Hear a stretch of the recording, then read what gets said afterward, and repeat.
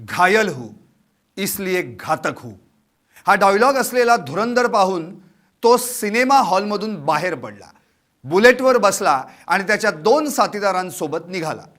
पण त्याच वेळी जवळच दबा धरून बसलेल्या साईलाला गँगच्या गुंडांनी त्याचा गेम केला.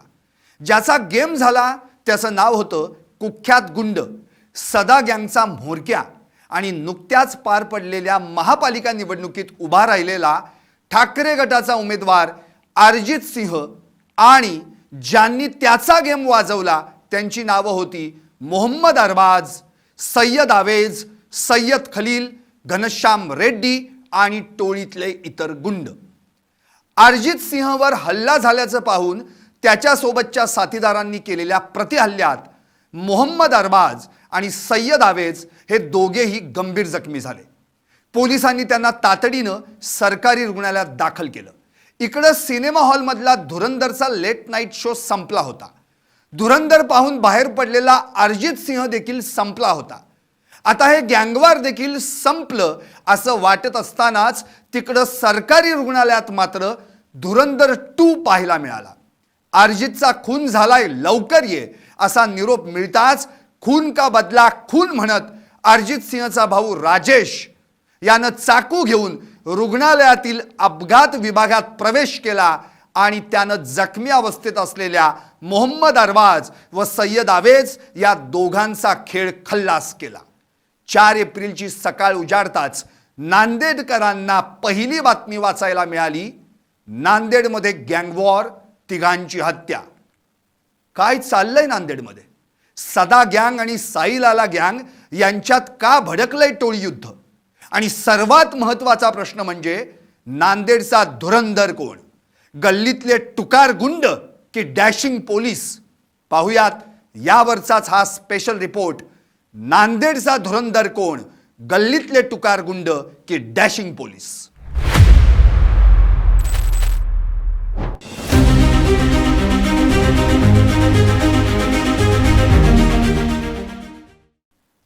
नमस्कार, मी संदीप आणि तुम्ही पाहताय LS मराठी. नांदेडमधील ई स्क्वेअर परिसरात शुक्रवारी घडलेल्या तिहेरी खुनाची घटना ताजी असतानाच शनिवारी मध्यरात्री लोहार गल्ली जवळील भागात आणखी एक खून झाला. 3 जणांची हत्या होऊन 24 तास उलटत नाहीत तोच 4था खून. जुन्या वादामधून रणजित सिंह तबेलेवाले उर्फ रज्जा या 35 वर्षीय तरुणावर 2 हल्लेखोरांनी तलवारीनं सपासप वार केला. जखमी अवस्थेत त्याला रुग्णालयात दाखल करण्यात आलं, पण उपचारादरम्यान त्याचा मृत्यू झाला. या प्रकरणी 2 जणांना अटक करण्यात आली आहे. असो, पुन्हा एकदा नांदेडमध्ये भडकलेल्या टोळी युद्धाकडे वळू. शुक्रवारी मध्यरात्री 1:30च्या सुमारास ई स्क्वेअर परिसरात 2 टोळ्यांमध्ये वर्चस्व वादावरून पुन्हा एकदा रस्त्यावरची लढाई झाली. सदा गँगचा म्होरक्या अर्जित सिंह चव्हाण याला साईलाला गँगच्या गुंडांनी घेरलं आणि त्याच्यावर तलवार खंजर चालवली. त्यात अर्जित सिंहचा जागीच मृत्यू झाला. यावेळी सदा गँगच्या गुंडांनी केलेल्या प्रतिहल्ल्यात साईलाला गँगचे मोहम्मद अरबाज आणि सय्यद आवेज हे दोघे जण गंभीर जखमी झाले. पोलिसांनी त्यांना जखमी अवस्थेत तातडीनं सरकारी रुग्णालयात हलवलं, पण त्याच ठिकाणी त्यांचाही गेम होणार होता हे त्यांना तरी कुठं ठाऊक होतं. अर्जितचा खून झालाय, लवकर ये असा निरोप मिळताच खून का बदला खून म्हणत अर्जित सिंहचा भाऊ राजेश चाकू घेऊन रुग्णालयातील अपघात विभागात घुसला आणि त्यानं जखमी अवस्थेत असलेल्या मोहम्मद अरबाज व सय्यद आवेज या दोघांचाही खेळ खल्लास केला. या प्रकरणी भाग्यनगर पोलीस ठाण्यात परस्पर विरोधी तक्रारी दाखल झाल्यात. पहिल्या गुन्ह्यात निष्पन्न झालेल्या आरोपींपैकी 2 आरोपी सोनू राऊत व शाकीर खान यांना ताब्यात घेण्यात आलंय, तर दुसऱ्या गुन्ह्यात 5 पैकी 4 जणांना अटक झाली आहे, ज्यात अर्जित सिंहचे वडील गजानन चव्हाण, भाऊ प्रदीप चव्हाण यांच्यासह संभाजी पाटील, नागेश लठ्ठे यांचा समावेश आहे. अन्य आरोपींचा शोध सुरू आहे. काही महिन्यांपासूनच सदा गँग आणि साईलाला गँग या दोन्ही टोळ्यांमध्ये वर्चस्ववादाची लढाई सुरू झाली होती. यापूर्वी देखील दोन्ही टोळ्यांचे गुंड आपसात भिडले होते. यावेळी मात्र अर्जित सिंहवर अत्यंत नियोजनपूर्वक हल्ला झाल्यानं या कटात आणखी काही जणांचा सहभाग असल्याचा पोलिसांना संशय आहे. या टोळी युद्धात मरण पावलेला कुख्यात गुंड आणि सदा गँगचा म्होरक्या अर्जित सिंह चव्हाण होता तरी कोण, पाहूयात.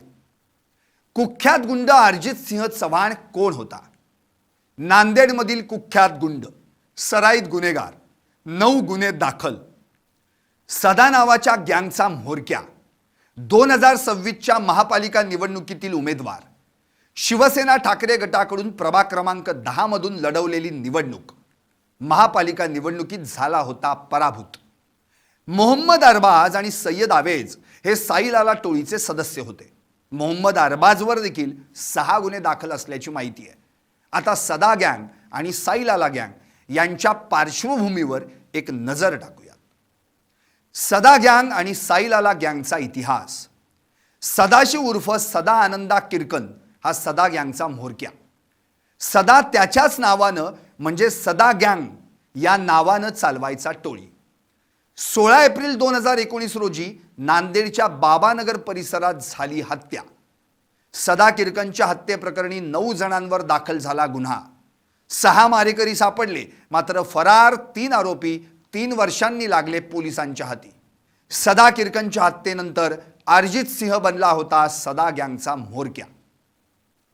आता या दोन्ही टोळ्यांची पार्श्वभूमी समजून घेऊ. सदा टोळीचा प्रमुख होता सदाशिव उर्फ सदा किरकन, ज्याची 2019 मध्ये हत्या झाली. तर सध्या साईलाला या नावानं कुख्यात असलेल्या टोळीचा प्रमुख आहे अनिल पंजाबी.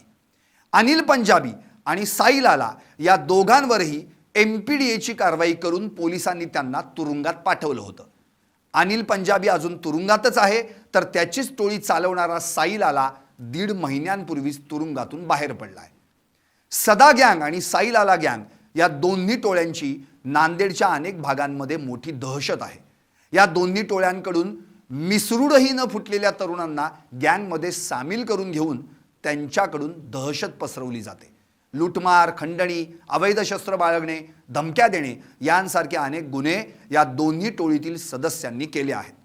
या दोन्ही टोळ्यांमध्ये मागील काही दिवसांपासून खटके उडत होते. याच वादाचं पर्यवसान शुक्रवारी मध्यरात्री रक्तरंजित घटनेत झालं आणि नांदेड हादरलं. आता या दोन्ही टोळ्यांच्या मुसक्या आवळण्याचं खरं काम आहे ते नांदेड पोलिसांचं. दिवसाढवळ्या, रात्री अपरात्री भर रस्त्यात तलवारी नाचून एकमेकांचा जीव घेत सुटलेल्या या टोळ्यांचा खात्मा आता व्हायलाच हवा.